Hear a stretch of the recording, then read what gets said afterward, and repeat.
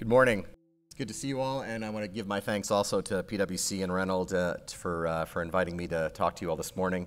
And always a pleasure to be on with such excellent colleagues as RJ and Erica. We've done a little dog and pony show before, and it's good to be doing it again. As a former U.S. official, I have to say that anytime I come to Canada, I did, and will say now that Canada, for oil, gas, power, and trade, is a pillar of U.S. Energy and economic security. It has been this way for a long time. That's this way now. It will be that way for the future. And so it may not always seem like we appreciate the relationship, but it really is, I think, deeply, deeply appreciated. I was thinking about the bumpy year that we've had in U.S.-Canada energy relations and what the future is going to look like for oil and gas, and so I titled my talk, "Don't Worry, Be Happy, the 2013 Outlook for U.S. and Canadian Oil and Gas." And the points I want to make to you today is that I think the outlook really is quite bright. Despite the tight oil boom in the U.S. and a phenomenal amount of tight light oil that we are going to have, demand for Canadian crudes is going to remain strong. U.S. refineries, both in the Midwest and particularly in the Gulf Coast, are built for Canadian crudes.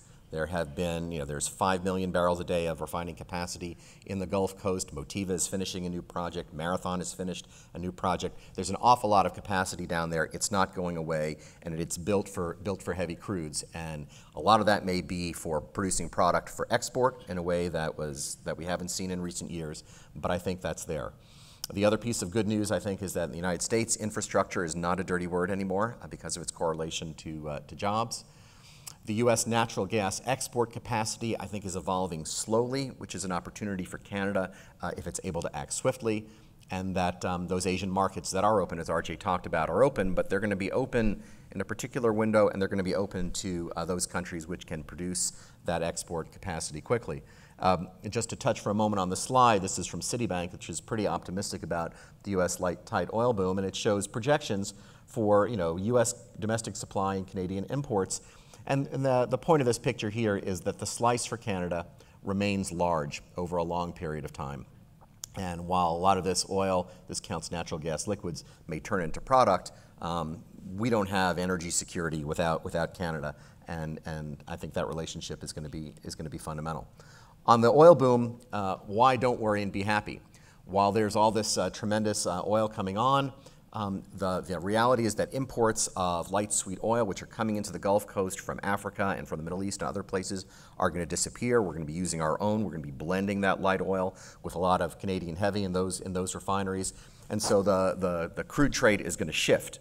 But the Canadian trade is not going to shift because we're still going to be built for bringing all that oil in. And the U.S. East Coast remains an opportunity because it's still hard to reach from the Rockies. You can't get product there. You can't get crude there.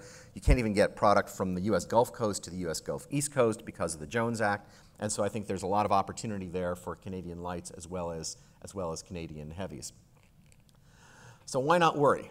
Well, as I said, infrastructure is not a dirty word anymore. That's a picture of President Obama in Cushing, Oklahoma. And I think you would be hard-pressed to find a picture of a Democratic president of the United States in Cushing, Oklahoma, in front of a bunch of pipes before last year. But because of the fragility of the global economy, because of the conflict we have with Iran, because of the prospect of disruptions in the oil markets, and I think both the U.S. administration and the Europeans understand how critical the oil market is and oil prices are to the global economy. And so you've seen a pivot. You've seen an embrace of the domestic oil production. You've seen an embrace of natural gas for what it means for jobs and for manufacturing. And did I say jobs? Yes, because that's the key factor right now.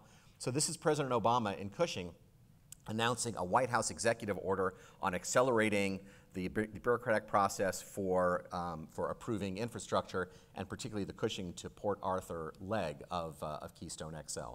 And so you have a major domestic constituency supporting infrastructure, the labor movement in particular, but also the manufacturing base. And Americans still want cheap gasoline. And so bringing in more oil, having refining, producing gasoline still has a constituency. Not the only constituency, but I think that's good news. On XL, some of you have heard of this pipeline project, I'm sure. The good news here, I think, is that Nebraska is moving to approve a line. Now, I have to say, The long pole in the tent was and is Nebraska. Nebraska has to approve a line. They have to have an environmental impact statement. They have to be happy with that line and where it goes. And then the federal government, our federal government, is in a position to do an environmental impact statement and approve that line. When Nebraska said this line won't go through Nebraska, that was the end of Keystone XL for last year. And the administration delayed its approval because it wasn't going through Nebraska anyway. And the politics have gone in a way which have been unfortunate for TransCanada, but the pathway remains the same. Nebraska approves a line, it does an environmental impact statement. The State Department could piggyback on that EIS or can do one in parallel.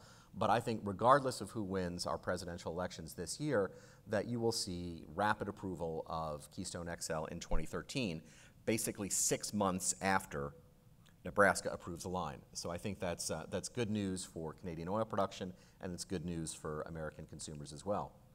On natural gas, it seems like it's too good to be true. We've had this tremendous natural gas boom.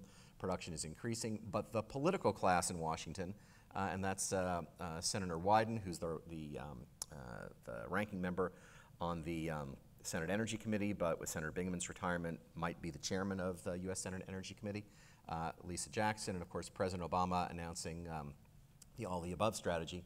Our political class still doesn't believe that we have enough gas.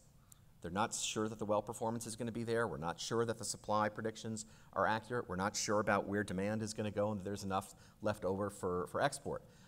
There's a lot of ambivalence about shale gas itself. Some of the opposition to LNG exports in the U.S. is because people don't want the shale production in the first place because they don't want the emissions or they don't want the disruption. But the White House has really conceded leadership on this regulation to the states, at least for the drilling and the fracking and the water management. Air emissions are still regulated under the Clean Air Act. EPA has put out a rule which is quite flexible, but it's going to push green completion slowly, and it might have a new diesel rule, but we are going to have this natural gas production, and we'll have some increased costs, but the supply curve looks pretty good, but there is tremendous fear of exports. And you have opposition from utilities, you have opposition from manufacturers, you have opposition from anti-fracking groups, and the proponents are really not very well organized. And some of the worry comes from the historic volatility in natural gas prices. People remember when they had low gas prices and then it went to $10 an MCF, and a lot of industries lost their shirt. We lost fertilizer, we lost cement. A lot of businesses left and didn't come back, and they don't want to see that happen again. A lot of the models that we have for predicting gas prices don't really model a production response, and that includes our Energy Information Administration's models. And so there's a lot of, I think, misinformation out there. And there's also a lot of wishful thinking that will convert our whole transportation fleet to natural gas vehicles, which just doesn't seem economic to any of the modelers that we've talked to. And you have the protectionist impulse. So I think there isn't a reason to worry. I co-chaired a task force with Charlie Ebinger at Brookings called Liquid Markets, assessing the case for U.S. exports of liquefied natural gas. And our belief is that the U.S. is unlikely to get to more than 6 BCF a day of exports by 2025 anyway. It's not clear the arbitrage will last. It's not clear you can finance it. Lots of local opposition. But we think that the price impact, if you did get there, would be somewhere between a dime and 50 cents an MMBTU, so pretty small. We think the petrochemicals manufacturers over the naphtha producers, which is like 54-to-1 now, you could see oil prices drop by a third and they'd still have an 8-to-1 advantage. So we think our manufacturing base is really on quite safe ground. There's plenty of gas, not enough demand. The markets are going to adapt, and that's not counting for U.S. energy security that there's all this gas here in Canada and, oh, by the way, also in Alaska. So we really don't have a reason to worry, but people are worried. And so the significance for Canada here is that the U.S. is not going to approve any more LNG export terminals probably for another 7 or 8 months. We're doing a study inside of our government right now about how you calculate the national interest, how you look at the supply curve, how you look at the demand curve, how you estimate prices. So nothing is going to happen for a while, and there are 13 applications, and our government's going to have to figure out, do you do them in order? Do you approve all of them? Do you just approve them and see whether they get financing or not? Do you wait until they get a permit from FERC to see whether they have the technology and the site and the rights of way and other to justify it? So we're not going to figure that out for a while. And as I said, even if we did approve all of these permits and let the market decide which of them are financeable, it's hard to see that the economics are there for more than 6 BCF a day. And so with China largely subscribed for its LNG imports till 2020, the advantage for the next window in China, in Japan, in Korea, in Taiwan is who is going to be there next. And the slide that RJ showed you, which of those projects are going to be ready for export, who are the consumers going to sign these contracts with, who will China and Japan and Korea trust? Will they trust the security of supply? Nobody's actually bought from shale yet. I think the buyers are a little bit worried about whether the supply has 30 years of life to it or not also. So the question of who is the better competitor? Is it going to be higher cost gas in Australia? Is it going to be more gas from shales? What's going to happen to domestic shale production in China and other places? And what will the Qataris do? Will they decide that they don't want to share this market as widely as they're doing right now? So there's a lot of uncertainty out there in the long term. So there's an advantage to moving quickly. And while we have all these various projects here, the senator who's going to be chairman of the Senate Energy Committee is the senator from this state. He doesn't like that project. The senators from this state don't like this project. And these projects here are all in the same place where only one has been approved. So if Canada can move quickly, then you will have an opportunity. If it takes 5 years to decide whether or not you're going to be able to be an exporter into the market, then the economics, I think, could be quite uncertain.